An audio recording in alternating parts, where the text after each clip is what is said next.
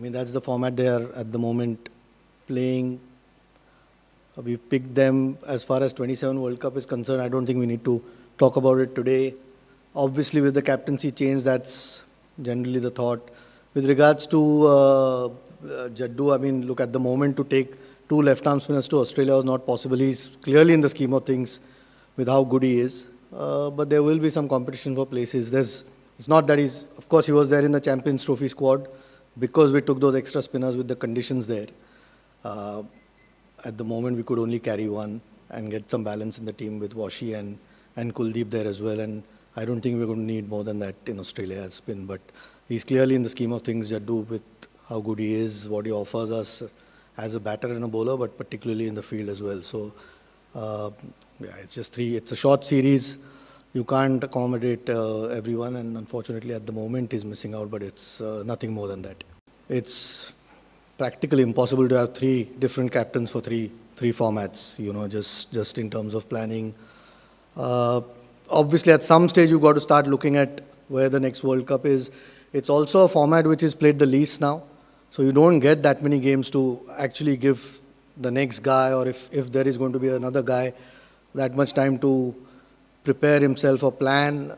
And we're 2 years away still. That's might look like a long time, but we don't quite know how many one-day games we might play. Closer to the World Cup, we might end up playing a little bit more than what we have. But the last one-day game we played was 8th or 9th March in Champions Trophy, and the next one we play is in October 19. So it is a bit of a challenge with one-day cricket at the moment. Of course, the focus has been on T20 World Cup, but slowly but surely we'll start planning for that World Cup to come. So that's the plan. It gives the next guy enough time to plan with whatever games that we have coming. And it is very difficult to have three different captains for three formats in terms of not just selectors, but more importantly, even for the coach. To plan with three different people is never easy. Yeah, hopefully not. Yeah. I mean, still quite young. Look, we saw what he did in England under immense pressure. So there were really positive signs there. You've seen his record in one-day cricket as a batter. We hope there's no burnout. It is true there's a lot of cricket coming thick and fast over the next few months in particular. But him particularly, but the team management as well, will try and manage it as best as we can. But you also want to, like I said, give the guy enough time to try and prepare going into that next World Cup, which is 24 months away, but may not be that many games. So you want to give him the best possible chance. You're right. At the moment, Rohit and Gill are likely to open. There's Yashasvi Jaiswal. People tend to forget how good he is as well. So, and Tilak's very close. Again, we've taken a 15-man squad. It's 3-match series. It's not like a test series where you can carry a few extra, which you might need. You may not end up needing more than those, and you're not going to make too many changes in 3 games that you play. It's a short series. We've got a few more one-days coming after that. We'll see how we can try and rotate players, but they're both excellent players and putting up their case. But at this point, there's no real place here. Not as far as I know. I think they've both done the fitness tests or the fitness norms that have been suggested. Again, I wish Adrian was here or somebody from the team was there. As far as I know, or the selectors know, they've gone through the required norms that have been put in place. Yeah, so I haven't heard anything other than that. And generally, before selection, we give names out to the COE, who tells us about the fitness status of all the players, and everyone's been declared, who's been picked, has been declared fit and available. Yeah, we've already rested him for the one-day games. When we can manage his workload, we will do that. Like I said in the previous press conference, there was a month and a half or close to that, 5 weeks or something since that Manchester test that he played. So there is always a plan. Wherever you can give him a break, you will, because we all know how important he is. But we've also got to see what's in the interest of the team. And when we need him to play, he's always available. So, but we will look after, not just him. Siraj bowls a lot of overs as well. There are other guys who do play test cricket who will end up having a lot of bowling to do. So you try and manage all the seamers so that you minimize the risk of injuries. Yeah, at the moment he's not going to be fit for Australia. I think the injury that he picked up just before the finals in Asia Cup. We'll know in due course how long it's going to be. At this point, in a week's time, he's supposed to be there at the COE. And once he starts his rehab, we'll probably get better timelines. But for Australia, he's definitely not available. Yeah, I mean, I think that we've made it clear a year or couple of years back now, then whenever the guys are available, they should be playing domestic cricket, particularly the guys. I mean, that's the only way you'll keep yourself sharp and playing cricket if you've got a long enough break.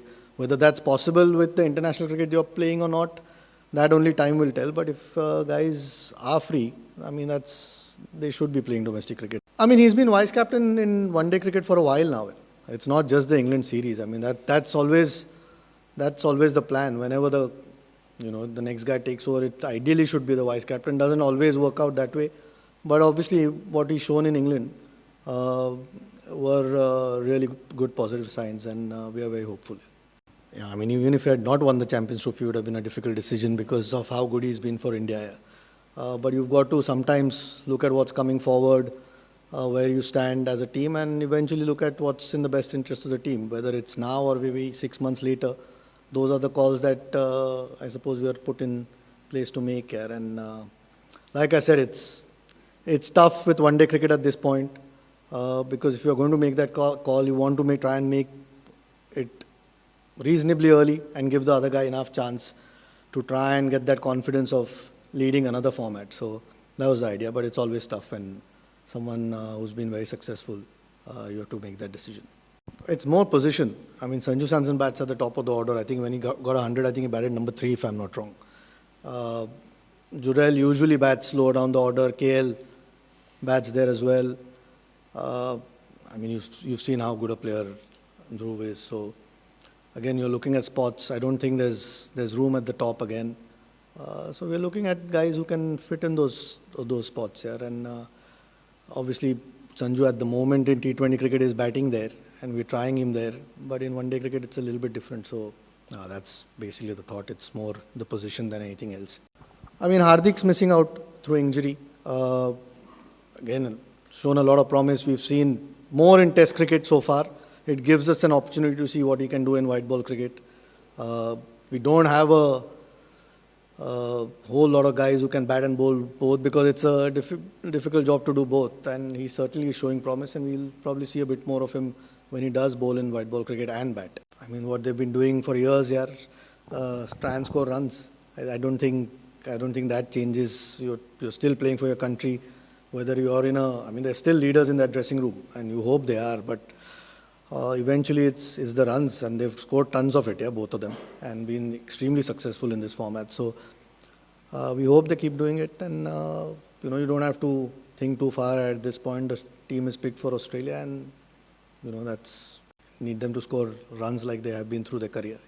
I don't think it's happened too many times. This is one of the few times that it's happened. I'm trying to think if it's happened since I have been selector, so we'll find out. I mean, it's like those are two really experienced guys who've been around for a long time, so they would perhaps find it a little bit alien just to play one format, which is played the least, but they're probably the guys to answer that, and we'll find out a bit more when we see them in Australia playing. There's no doubt about their quality as players. Whether not playing a lot of cricket makes a difference, you should ask them, and we'll find out when they play. But it doesn't happen too many times, and even if it happens, a lot of the guys these days end up playing either Test cricket or T20, which obviously in terms of matches is a lot more than one-day cricket. So whether it's a challenge or not, we'll find out, and they probably will be better equipped to answer that.